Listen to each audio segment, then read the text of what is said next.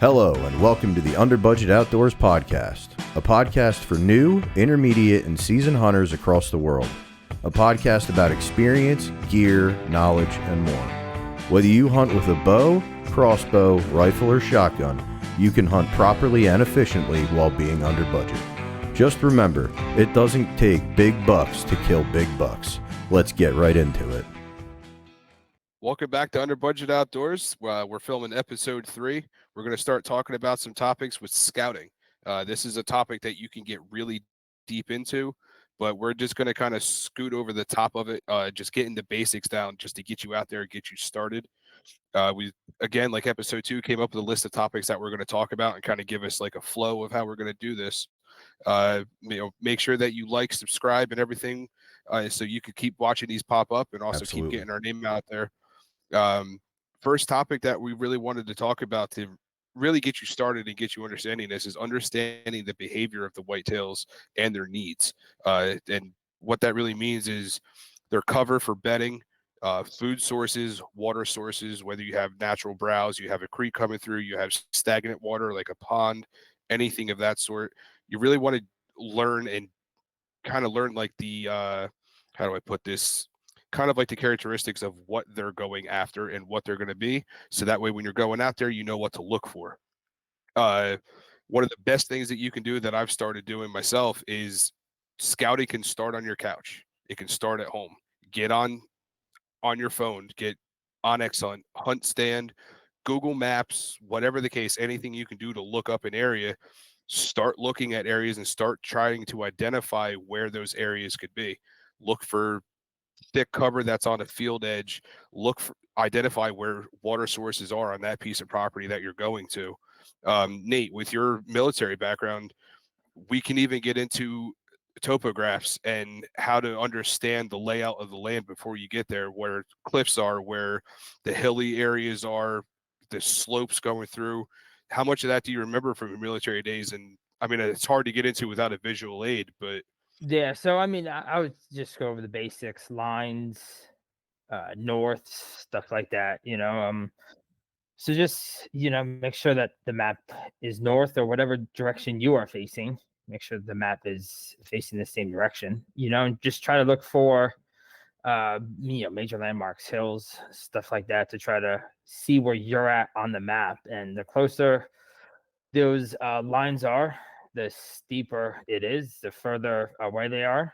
They're not that steep, and when it makes almost a complete circle, that's the top of the hill, normally has elevation, like some random number on top of there. So just, blue is water, obviously, green trees, grassy area. So just, just like Brock said, on the couch, that's what I've been doing. I go to, for me, Pennsylvania state game land, right? And I just go back and forth, be like, all right, if I go down here, this is, I don't know, state land number 123. That I can go on Google Maps or, any other app and be like, all right, this is the hills, this is the water, this is private land, or, whatever. well, and one thing that I do, like I've said, I use primarily Onyx Hunt.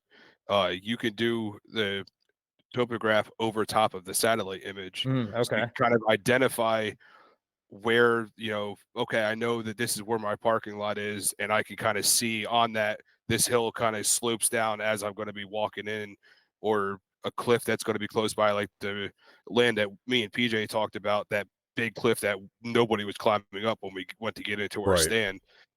And one of the things, like, I learned it a little bit in the small time that I was in the military, but one of the things that really got me to understand it was getting out there and actually being on that piece of property and then looking at the topograph and really understanding how to where the different lines are and how to tell the elevations and stuff like that, like Nate was saying. Hey, Yeah. Nate, do me a favor and pull up that picture that you sent me so we can go over it really quick. I'm going to throw it on the screen here so everybody else can see. And Okay. so we have like West Washington Ave going from left to right. And Yeah, so where you're pinpointing is right off the Pohatcong Mountain there. Right, yeah, and if you look at the mountain, right, you see how it kind of makes It's kind of hard to see with the words, but there's a number there, right? So that's the elevation, right? 866 feet it shows. Yeah, right. So that that's elevation, just so you know where you're walking up hills, right? You can see some of the lines are closer together. Yeah, that's a steeper incline. Steeper incline, harder to walk. You're making more noise. You're tired, stuff like that. So Yeah. just try to keep that in plan of scouting. Tree stands, stuff like that. And this also goes with what Brock was just saying. Like, this is a topograph on top of a satellite image. So you can see the blue lines over here to the left. You have like a little creek or a little river that looks like it's coming from the top of the mountain, working its way down into the river just south of West Washington Ave. And then on the left, it shows that this line here is showing that it's 700 feet. So that gives you a good idea. And Right. I would assume Yeah. the thicker orange line behind the Powhatan Mountain letters, that would probably be 800 feet.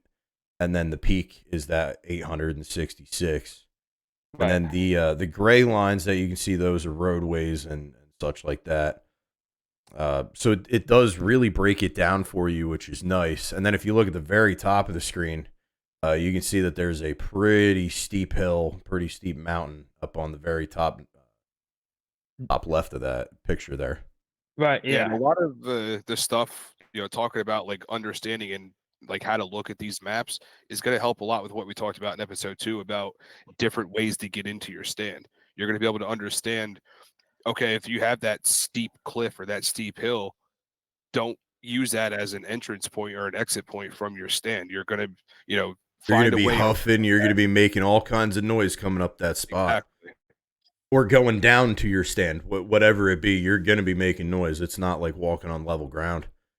Right. And yeah, just keep in mind, where you scout is most likely where deer are. So if you're walking down or up a big ass mountain, you gotta drag that 150 pound deer along with you. Hopefully.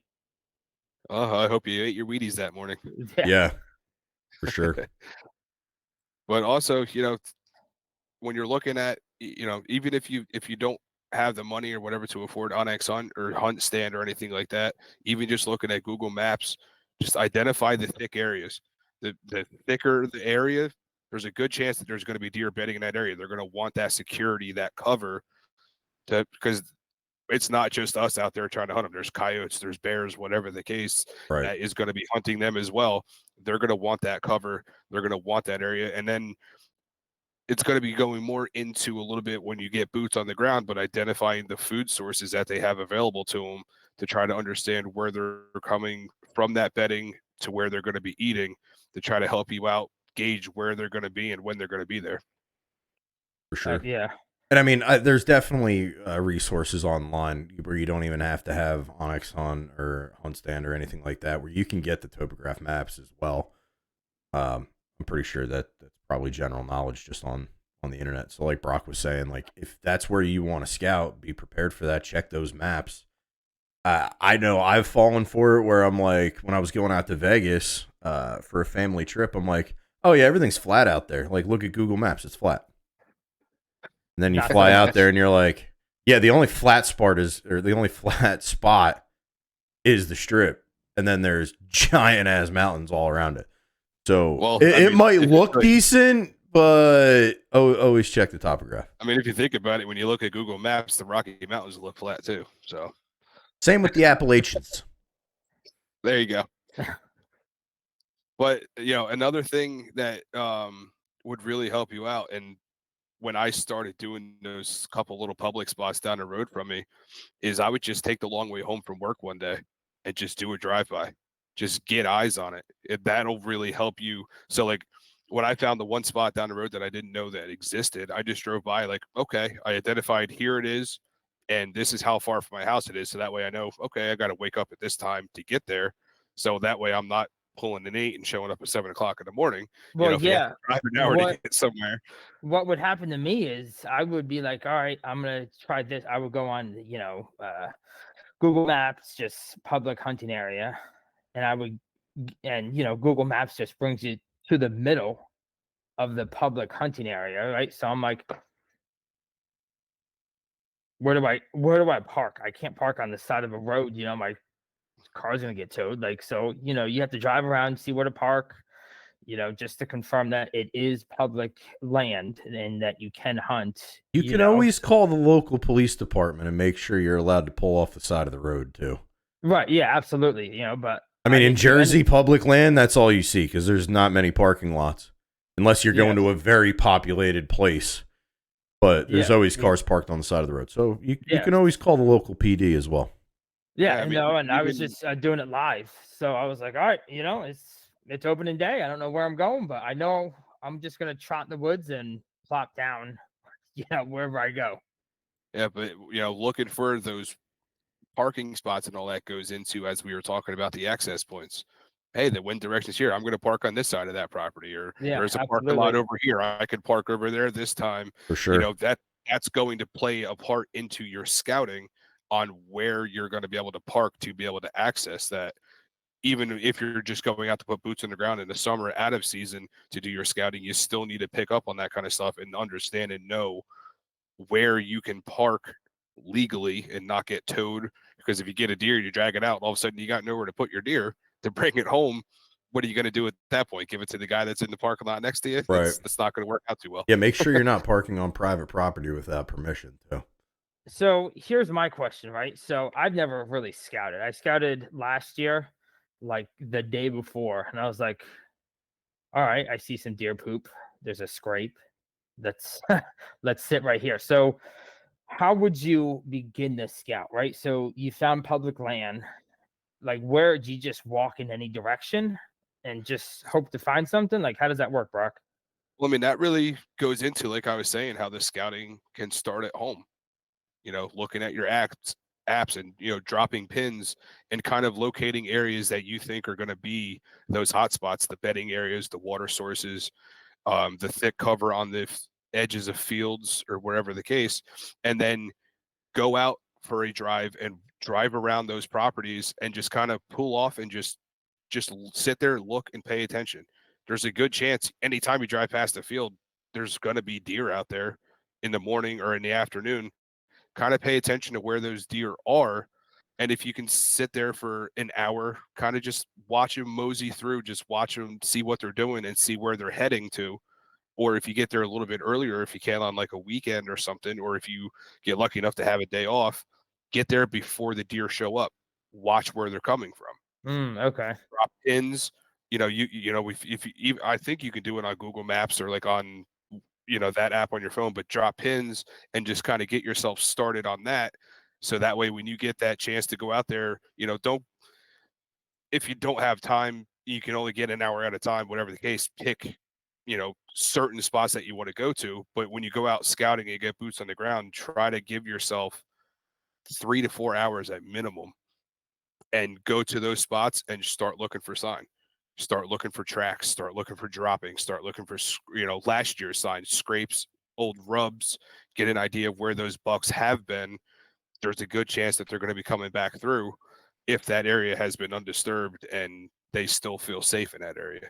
Yeah, so I just learned this last year, right? Scrapes and rubs. I always get I mean, I've only known it for a year, but I always got those confused. So what's a scrape and what's a rub? And The rubs are, so remember when we were tracking your deer this past buck week and we identified that rub line that went all the way out across that hill, across that ridge there on the right, trees.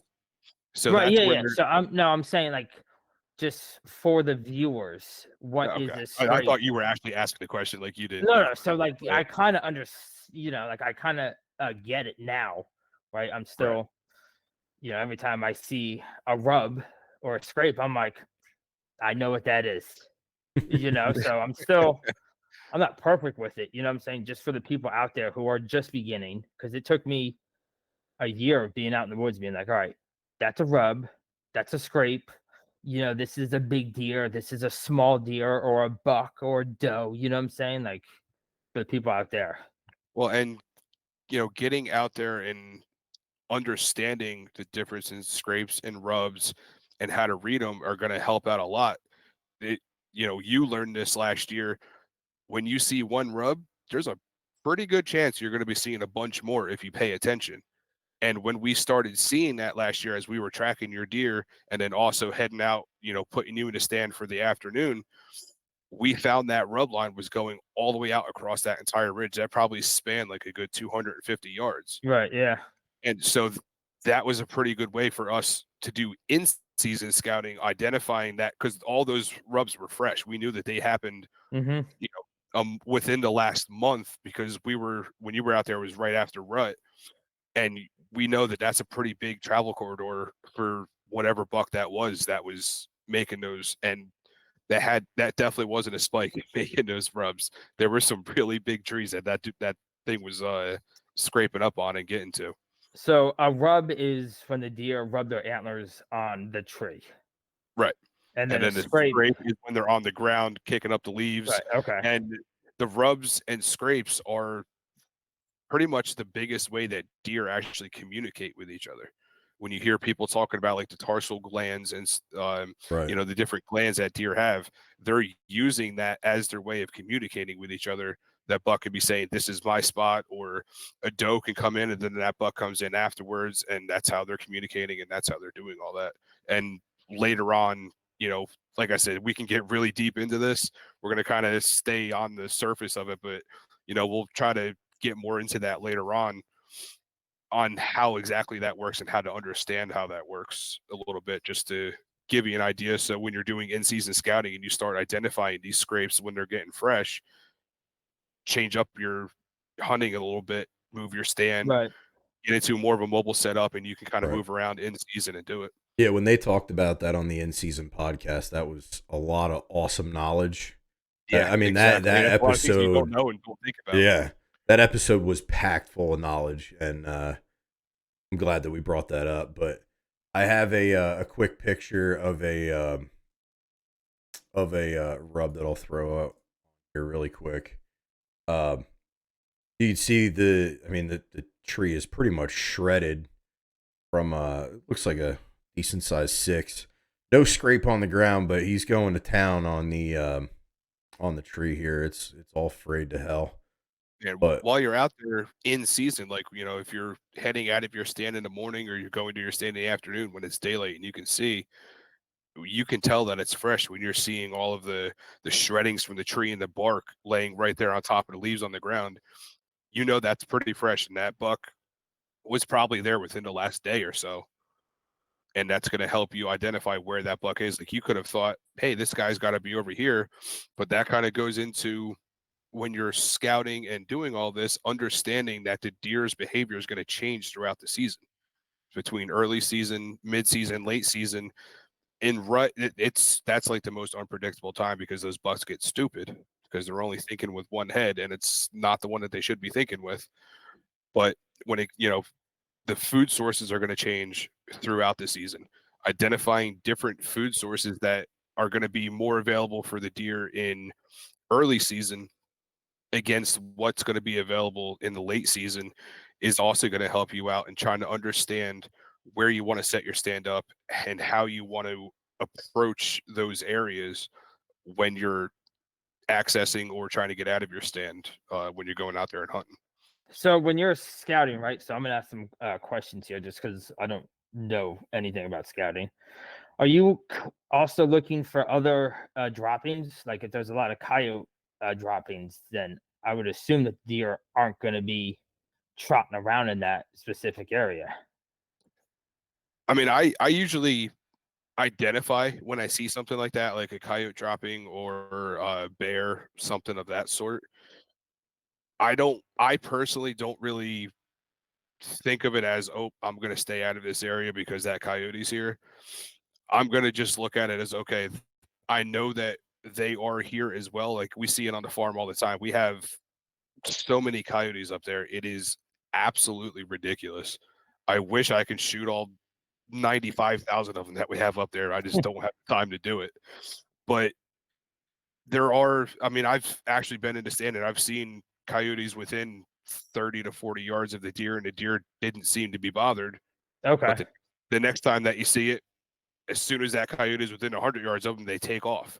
Right. It really Okay. just kind of depends on how that coyote's acting and if that coyote's focused on, say, a rabbit or a squirrel or bird, something like that, the deer can kind of pay attention and identify that they're not really the target, I guess you can say. It's Gotcha. really going to depend on the area. I personally am not going to just say, nope, I'm not going to this area. I'm not scouting here anymore. Like I'll still stay there and see if the deer, and you can tell if the deer are going to be in that area. If you have a lot of droppings, if you have a lot of tracks coming through, that the deer are going to be predominantly in that area more than the coyotes or vice versa. Okay. How often should you scout? Like, should I start scouting now for November? You Hundred definitely percent. can. 100%. The way that I look at it is, so in New Jersey, we have a winter bow season, January 1st. This year it ended February 17th, I believe was the last day of winter bow. It was also the last day of shotgun as well. That means that the 2024 deer season started February 18th. Gotcha. It, Okay. the day that season ends, next season starts. Get out there, keep getting boots on the ground, keep walking around, keep checking on X, keep checking Hunt Stand, Google Maps, whatever it is that you're using or you can use. And the most important thing you can do is having boots on the ground, being out there and actually seeing what these deer are doing and where they're going. And even there, you can kind of tell, okay, if I'm going out in February or March, this is where the deer are. Now, when I go out and scout in July, hey, it changed. Right. This is where the deer are because it's getting warmer out. Things are changing. That in the summertime, the springtime and summertime, they're going to have different food sources that are available to them than they're going to have in the wintertime. Okay. So identifying those different food sources is going to help you out tremendously. You can set up that. Well, right now it's April 6th. You can set up a winter stand right now. Just don't hunt that winter stand until the deer are there in the wintertime, and that's the food source that they have available. Okay. Hmm. Looks like I'm gonna have to start scouting. Get Yeah, out there, boy. Yeah, like because Brock said, as soon as that season's over, you can start heading out. I mean, you don't have to head out the following day. You can, but I mean, when I went up to the property that I have up in central PA, like I went out, I don't know, July, was walking around, and you can definitely see their paths, especially through all the green shrubbery and everything out there. Like they make good walking paths, and you'll find all kinds of tracks. One But I know one really they easy have bear, thing. they have fox, they have coyotes, they have everything up there, and the deer are still there. So it's okay, it's okay, it's for not sure. necessarily a, oh, hey, there's a bear, let's leave this acre, this area. My family has, I think, 20 acres up there, and they have a bear on their camera once every couple weeks. Deer are there every day. Okay. Yeah, One because thing that I just don't you want to can waste my really time. You know what I'm saying? Like, I Yeah, want to yeah, get out there. absolutely. well, so like the point that I want to bring up right now is, if you don't have endless hours to go out and scout, and you have to kind of like be cognizant of when you're going out and the time that you have and everything. If you see that you have, so like this past week, I'm sure you guys dealt with it too out in Pennsylvania. We had nothing but rain for like a Yeah. solid 3 days. It was like everything was flooded out. It was a monsoon. A day after, go out in the woods. All that So, ground is soft. You can watch and see where the fresh tracks are now that the ground is. Okay. right, And while it's raining and while you have the bad weather like that, the deer are predominantly going to be in their bedding areas and trying to get out of that weather. Now you're seeing where all the tracks are coming out of it when the weather's done. You can use that to help identify where the bedding areas are and right. where they're heading to as soon as they get out of it. I mean, like I Mm, was telling you guys, I've been at a property for work, working on one of our plants, and like Brock just said, Monday, Tuesday, Wednesday, all day, rain, rain, rain. I didn't see a single thing in the woods, nothing. And that area that we're around, there's a river on the north side of the property. There's kind of a swampy runoff from the river on the west side of the property, and the south side of the property is kind of also swampy, but pretty much just wooded, heavy wooded area. And all day Friday. I mean, there was a little bit of rain Thursday. I saw 3 deer Thursday. All day Friday, we counted 20, 27 deer, 24, 27 deer, something like that. And Nice. Okay. you can count that as scouting. You know what I mean? Like, 100%. they were all taking the same path through that wooded area. They, like I said, they weren't there for the first 3-4 days, but that rain finally stopped. They had a chance to finally move, and you could see it on their fur. Like, they were bedded down for a while. Their fur was all messed up. They had a case of bedhead like crazy. But then they started moving. Actually, I saw a turkey yesterday too. That was pretty Well, cool. and actually, the He was one up picture in the that I tree. texted you guys from the Wiseeye cameras that were put out last week didn't really get much activity on them until after the rain stopped because of all the rain and the deer bedding down. But I think the first one I sent you guys, that doe that came through at like 7 in the morning on Thursday, right after the rain stopped, you can see the fur was all jacked Yep. up, and you can see it's Yeah. all matted on one side. That doe was probably laying out for the course of the rain, waiting for it to stop. And then as soon as it stopped raining, she got up and she started moving through, and I was able to catch her on camera. So while we're on that topic, I just brought these pictures up on my left and my right. So the doe is on my right, and the fox is on my left.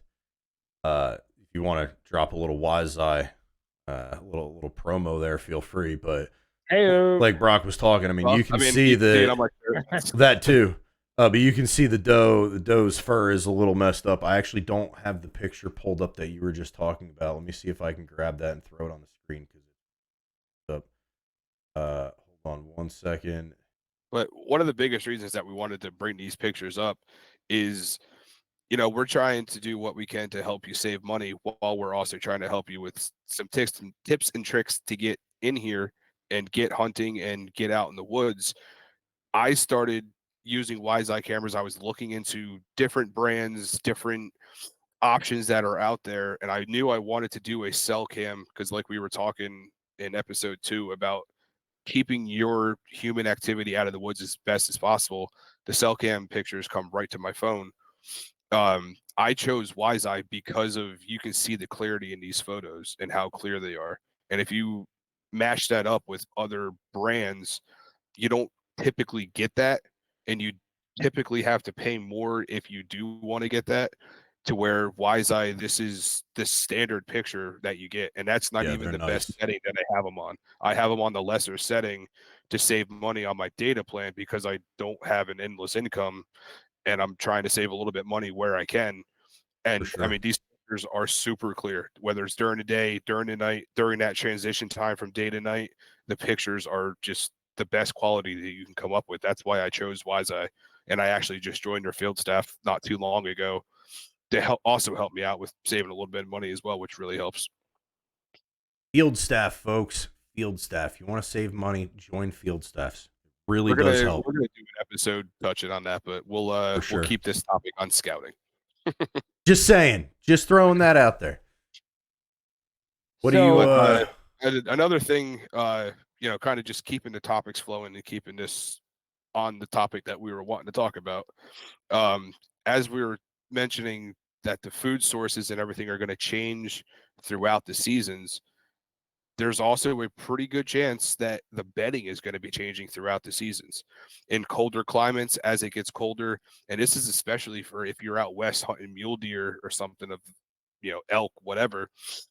A lot of the times they're when it gets colder out, they're going to be going to more of a south facing slope where they're going to be getting the most sunlight to do what they can to stay warm. Yeah, it makes You know, sense. Okay. we're doing everything we can to stay warm. They're outside all day, every day. They don't have an opportunity to go inside until we put them on the skillet. They need to stay warm too. We're on the wall. Well, if it's on the wall, it's on the skillet too. So Potentially. eat what you kill. For sure. That's a good point, though. And then also They are moving. one of the things on the farm, like I was talking in the video I posted to our Facebook page last weekend when I was out doing the mineral sites, we have a decent creek that comes through and kind of flows through the entire property the whole way around.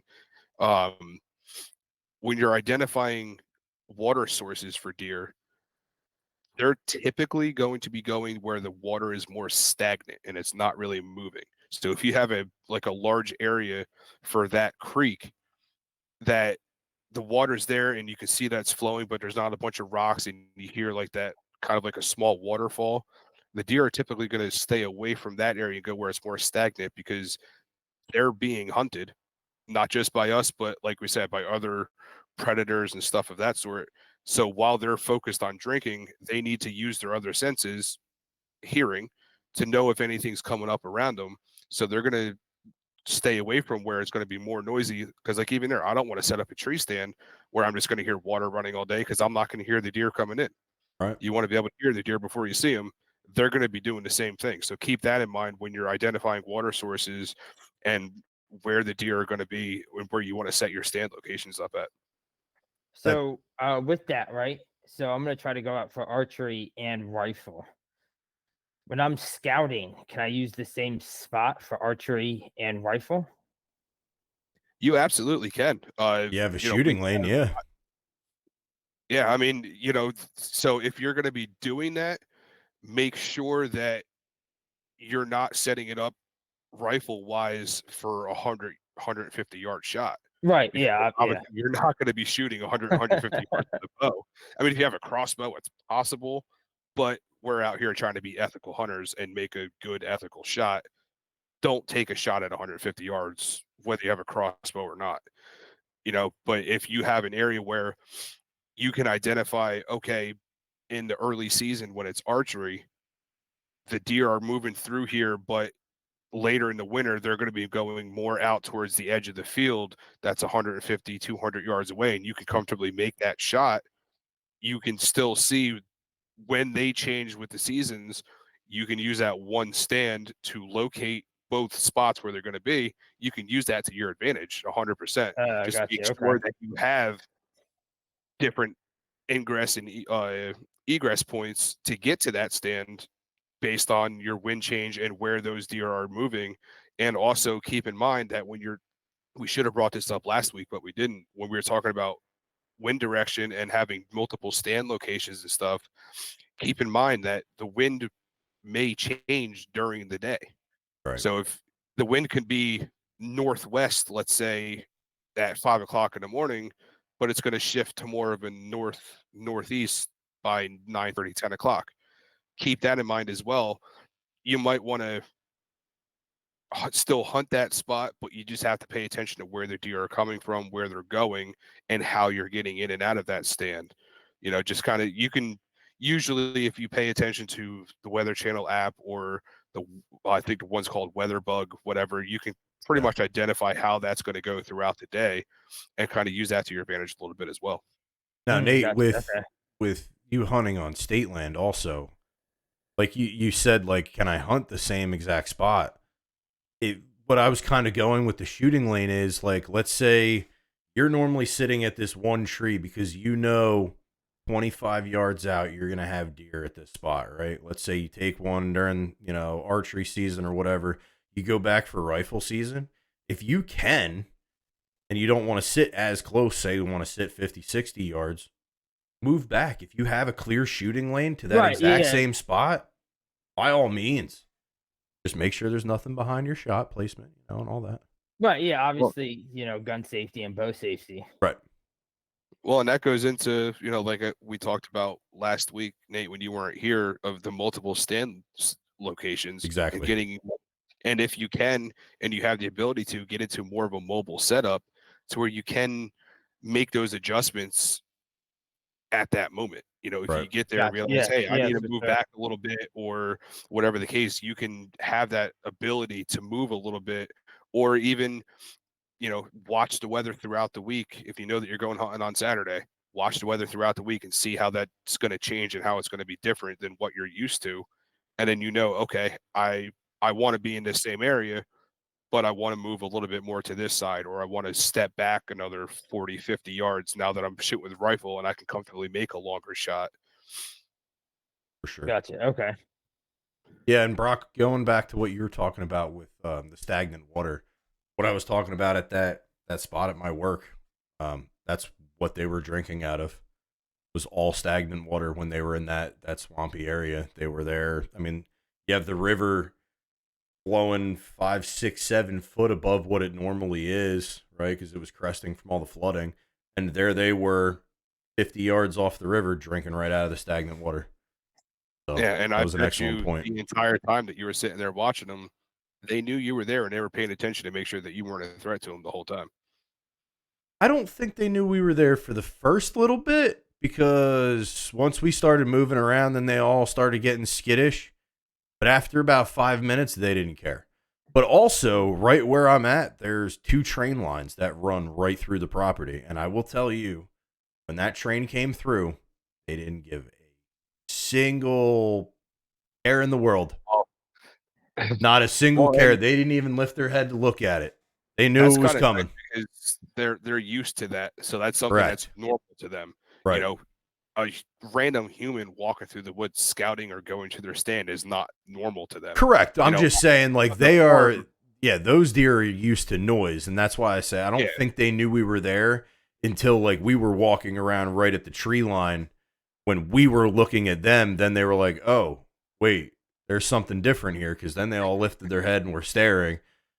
And, then we were yelling yeah, obscenities like at them. like But at the it's fine. farm, they're used to the machinery, the tractors, Right. the combines. They're used to that kind of stuff to the point where my grandfather has sat on the back of a combine and shot deer Yep. because they just fall behind it and get all the corn that falls out of it. Yeah. They just don't care because they're so used to it. I mean, I'm not going to sit in a tree and shoot towards the combine and hunt that way. It's not ethical, and obviously that's not Right. really the safest way to do it. No. But I mean, like when they get used to something like that, it's good. But it's going to be different for them. But when you are going in there, you're scouting, you're going to your stand, whatever, and you're not normal to them, they're going to know it and they're going to pick up on that. The Right. smells are going to be different to them. They're going to know that kind of stuff. For sure. So make tractor noises and train noises when I go into the woods. Choo choo. That's the The trick. whole way through. I can tell you right now, a really good trick that I learned a couple years ago when I started getting into turkey hunting that you can use if you're going into your stand, take a turkey mouth call with you, and I've heard of that. just do some clucks and purrs as you're quietly stepping through the woods to try to cover your sound that you're making stepping through the woods, but also, oh, okay, that's a turkey, and Right. they're not going to pay much of a mind to it. I mean, it's not going to work every time. It's not going to be perfect, but it's another advantage that you could possibly use to help you out as you're trying to get it to your stand. A very That's good smart. point. Yeah. I never thought about that personally. That's My a one very buddy good down in point. Texas, right? And there's another stupid idea that makes perfect sense. When you're You're full of scouting, them. yeah, when you're scouting or a couple days before opening day, take some branches and sticks and leaves and all that, put it in. So I have a tough box, right? That I put all like my camo, everything I need to hunt is in one box, right? So when that day comes, I pull out that box, and everything's there. Put some leaves, sticks in that box too. Close it up so your clothes start to smell like that environment you're going into. So it's kind of funny that you brought that up because I remember when PJ first started hunting and we were going to Hagedorn, that public land, he had a he went out and bought a garbage can and filled it up with corn and would stick his camo in the corn. So that Dude. way it smelled like I mean, I had a feeling stupid, you were but going to bring work. that up. It's kind of like that old I think it was like an old Bud Light commercial with football. It's only stupid if it doesn't work. Yeah, for sure. You shot a couple deer out of that stand. It had I to have did. worked a little bit. Another thing with, again, we're getting off topic here, but with masking your camo scent, put your clothes outside all night. Yeah. Put them on when you walk in the woods. Don't do it if it's going to be raining all night. Well, don't do that. But yeah. Yeah, like one of my cousins, that's what he does. He hangs up the clothes out on the clothesline night before. That way they So I smell. know that we never we touched on it a little bit, but since we're talking about scouting, that first stand location that you had, PJ, on that public land, what made you pick that spot? What made you say, this is my spot that I'm going to, this is the tree that I'm There picking? we go. You want my honest answer? I do. That looks like it's going to be a lot easier to climb. We'll go there. I am I not mean, kidding. that's what it worked. comes. Yeah, that's what it comes I down to am not sometimes. kidding because at that point, I didn't know anything about scouting. I didn't know anything about winds. I didn't know really much about scent besides you don't want the deer to smell you. And we started walking in the woods, and I'm like looking around, and I'm like, there's a lot of cover, 5-6 feet off the ground. There's limbs, and I'm like, that sucks. And then I found that one tree that was about, what do you think, 15 foot before the Y. Something like that, yeah. Like 12 to And 15. when I'm looking at it, I'm standing right where I ended up putting my bait. And I'm looking at it and I'm like, that's kind of good. And that's easy to climb. So I climb, I put my hang on stand up there and I look down and I have this perfect spot. But yeah, I mean, my And fat you ass never was even more thinking did, about making it easier on me than, and you never did anything with, like, there wasn't, Onyx hunt and hunt stand and stuff oh. like that at that And point. even if We there didn't was, even I go didn't onto know Google about Maps. it. Yeah, we didn't even go to Google Maps. It was just, all right, let's get out there and see what it is. Okay, here you go. Right. Here's your And spot. we knew that was going to be easy access for us because we had permission to go there. Yeah. And That's that's, all.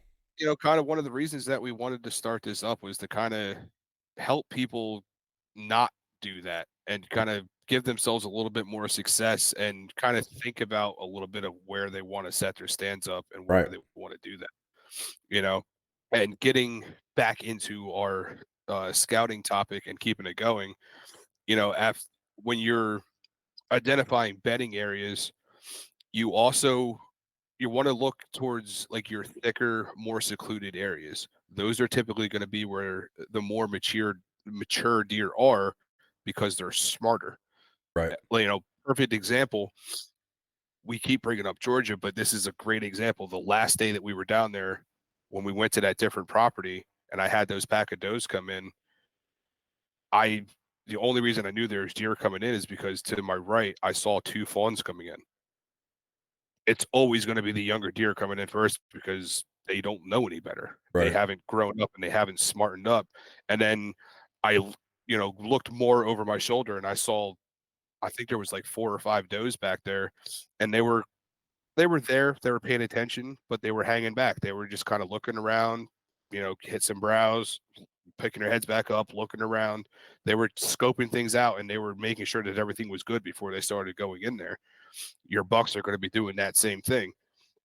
So when they're back in those thicker, secluded areas, they have that cover. So when they're in there, they're sleeping, they're resting during the day. They're going to be in an area where nothing's really going to see them that well. They also play the wind themselves, so they know where their scent's going to be going, and they can also smell anything coming towards them.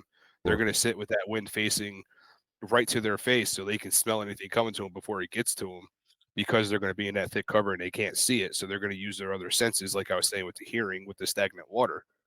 Yeah. And Gotcha. they're going to be back more. We talked about this a little bit with the food plots last week.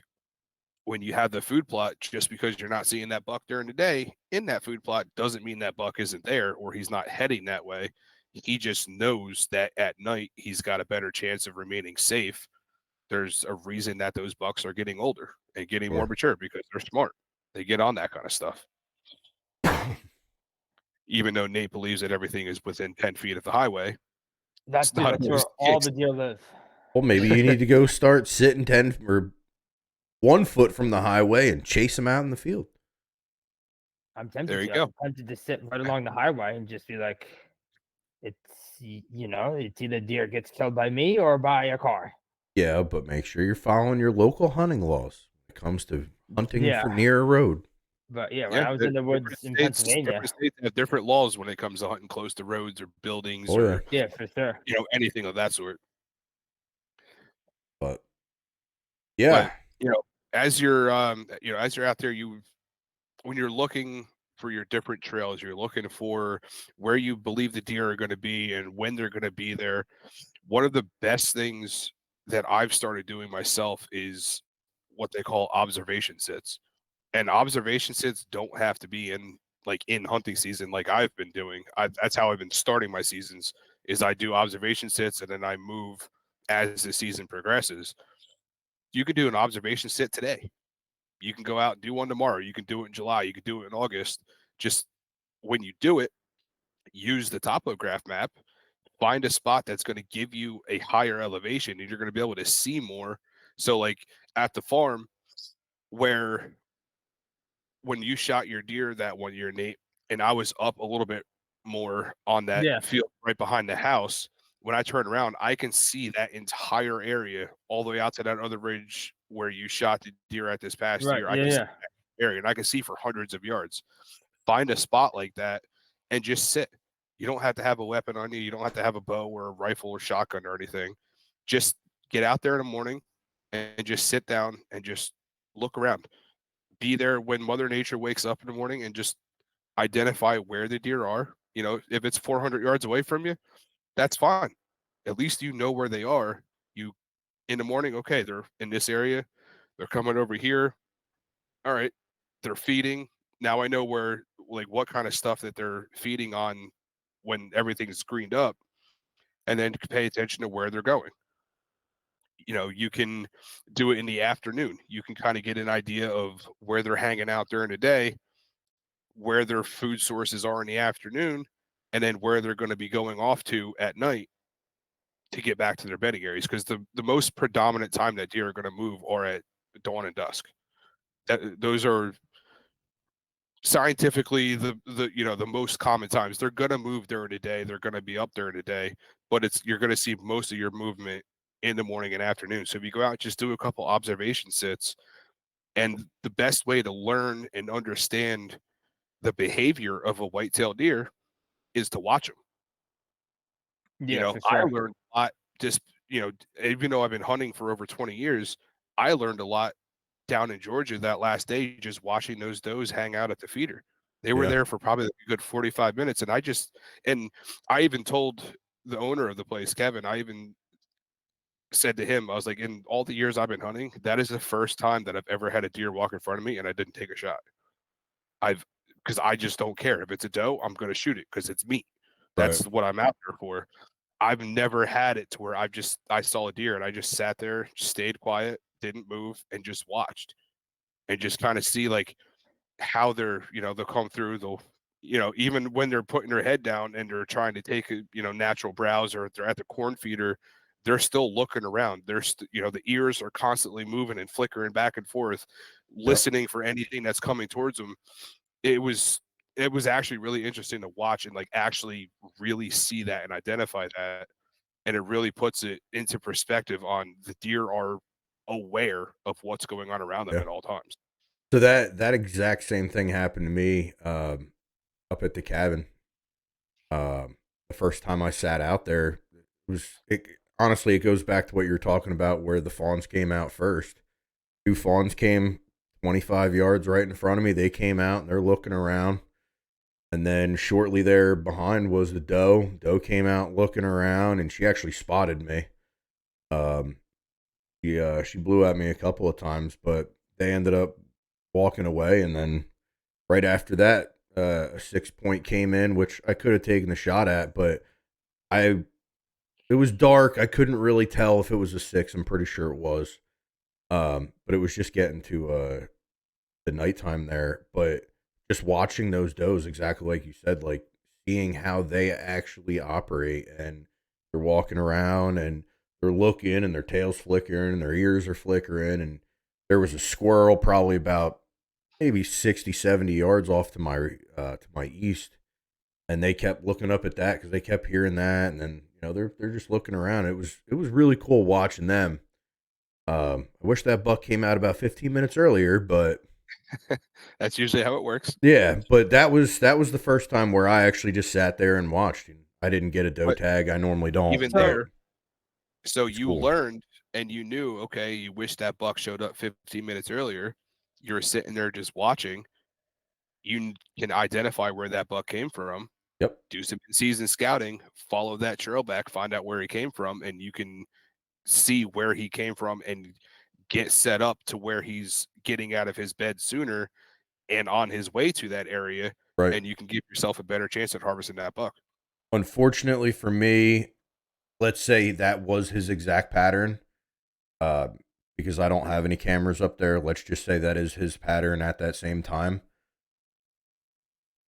15 minutes sooner, 10 minutes sooner, 5 minutes sooner, I would be on the next property, which they don't. Yeah, that So because hurts. I can Understandable. see when the does were coming through, or when the fawns were coming through, I was looking over to my left because that's where they were coming from. They were going left to right. And I'm just, keeping an eye, and I seen the doe come down, and then I heard the buck, and where I initially saw him was the property line. And at that point, I'm gauging. I'm like, I definitely see a fork on one side. Could he have had, I don't know the G's or any of that.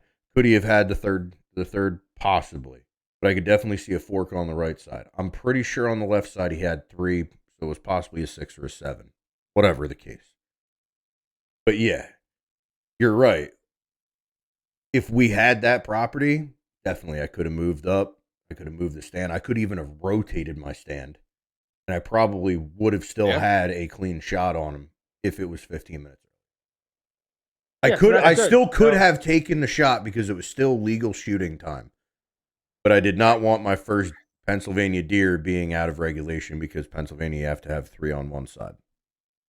Well, Yeah, I mean, so that's actually good. You don't want to be tied up in legal fees and stuff. Right. So and again, but like you said, ethical kills.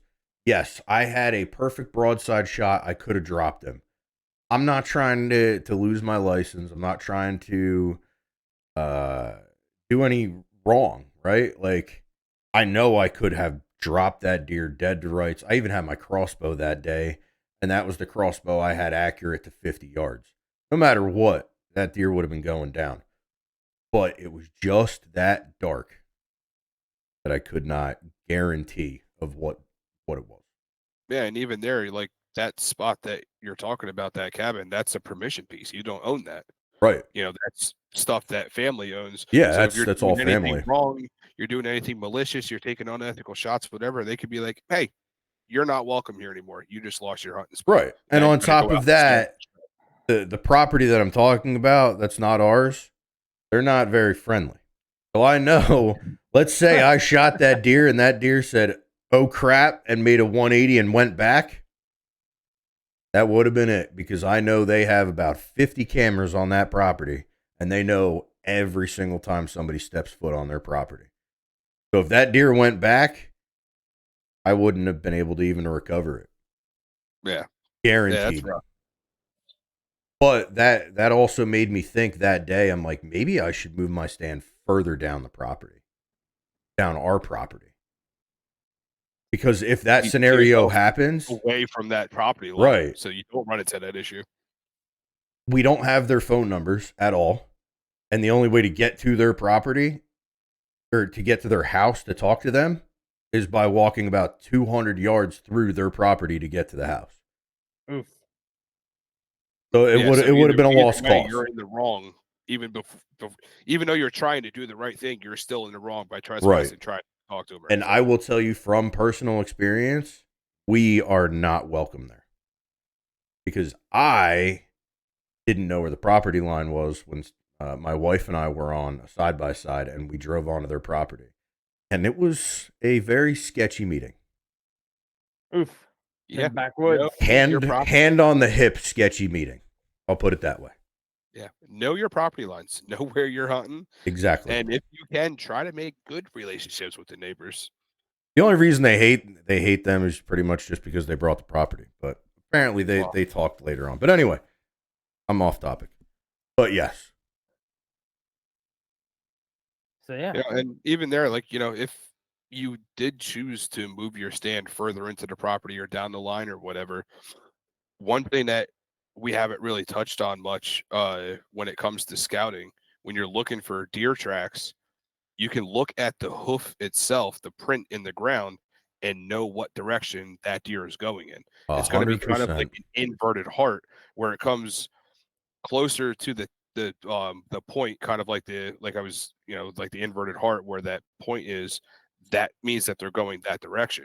Right. So when you're going through and you're looking at those deer tracks, if it's a heavily really beaten down area like a super highway like we have at the farm, like I was mentioning the last episode, you're not going to they're going both ways, they're going all over the place.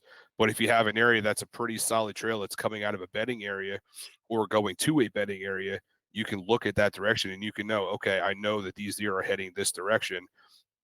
And you can just kind of glance over, look, okay, that's going towards a thicker area and it's coming from a more open area. Oh, it's coming from this pond, or it's coming from, this ag field behind me. You can use that to try to identify the different food sources, the different stagnant water that they're going to for water, the different areas that they're going to for cover, and use that to your advantage to try to understand the movements that they're doing. And then also picking up on that kind of stuff in the middle of the season, so that way how the deer are changing as the season goes on, and Okay. where they're going through. Right. Yeah, you definitely want to understand deer activity like that, like you were saying, like which way they're going, where they're coming from, where their bedding's at. It's all very valuable information to you and your fellow hunters as well.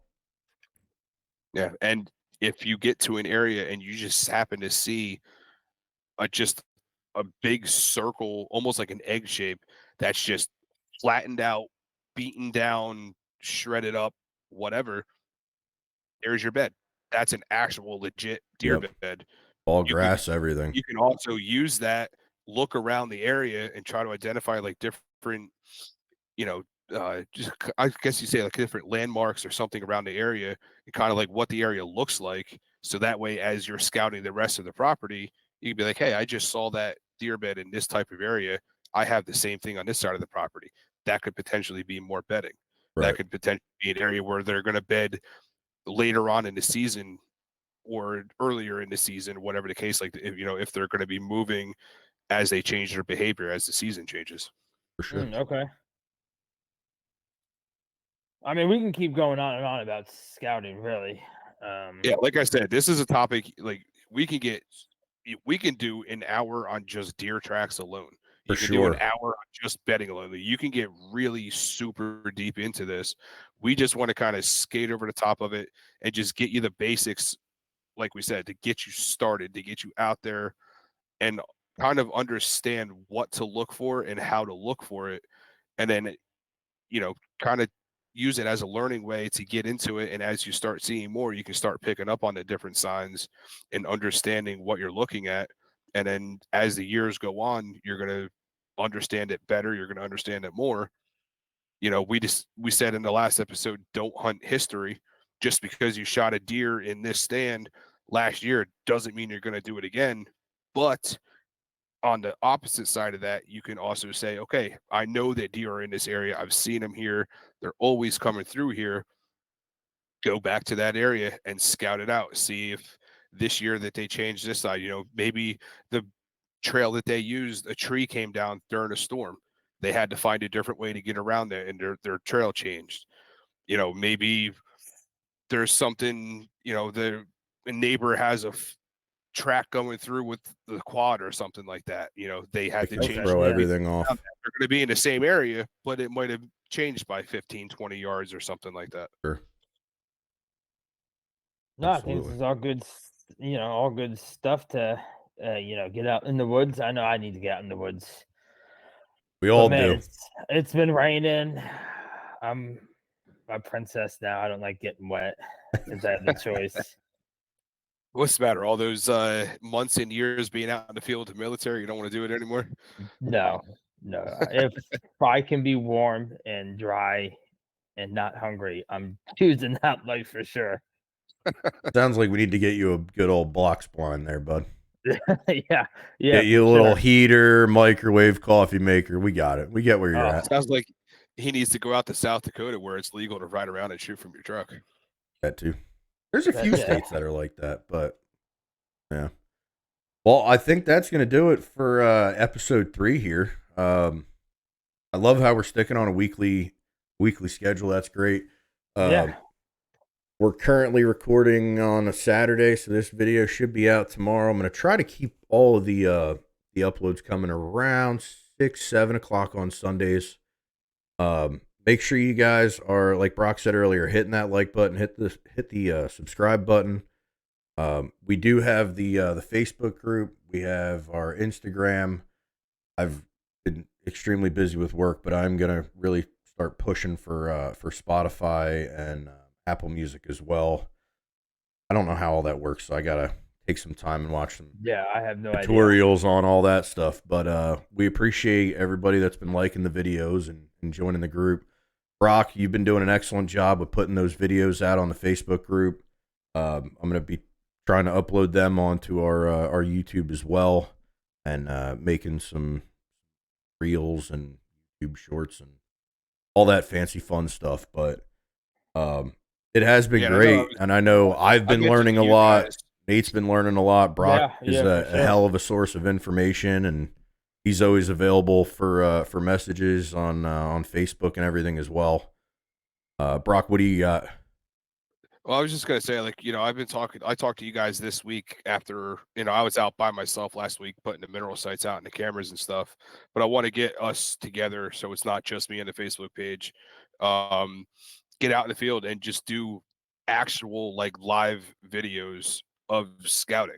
For sure. Identifying, if you get that visual aid to kind of understand, like we were saying with the topograph, looking at the topograph and being in that same spot at the same time and being able to better understand how those slopes work, identifying trails, identifying different areas that could be habitat that could be used for cover. Getting that visual aid is really going to help. Sitting here talking about it is one thing, but actually getting out there and doing it and seeing it is going to be a whole nother thing. That was actually a point I was going to bring up to you. I'm going to be out in Jersey, I don't think next weekend, but the following 2 weekends after that.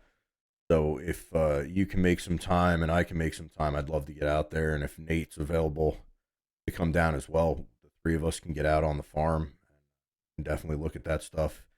And if you guys, Nate is only about 20, 30 minutes from my cabin. Brock, if you get some time, we can definitely go up there this summer and spend a weekend out there and go over, I'm pretty sure they have about 20 acres. And go over everything. We can walk through that entire place. I already got permission for it, so Oh, nice. Okay. we can really do a lot of videos up there too. And that would be a great visual aid as well. Yeah, if we can, even if we, during the summer, kind of get away from the Google Meet thing and do episodes just live, being out in the field. For sure. Just do it that way. Just kind of changing things up. We'll kind of take this topic of scouting, episode 2 of ladder stand placement, which we probably could have flipped these two and made more sense. We could have, but we can just go over, like, general, hey, this is how you set up a ladder stand. This is how you do this. This is a type of tree that you don't want to be in, and get that visual aid to help it and, keep it solid and keep it going. For sure.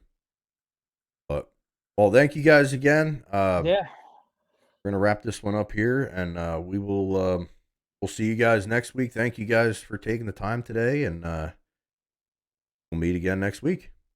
Yeah, for sure. Doesn't take big bucks to kill big bucks. There it is. I was waiting for somebody to say it. All right, y'all. Take care.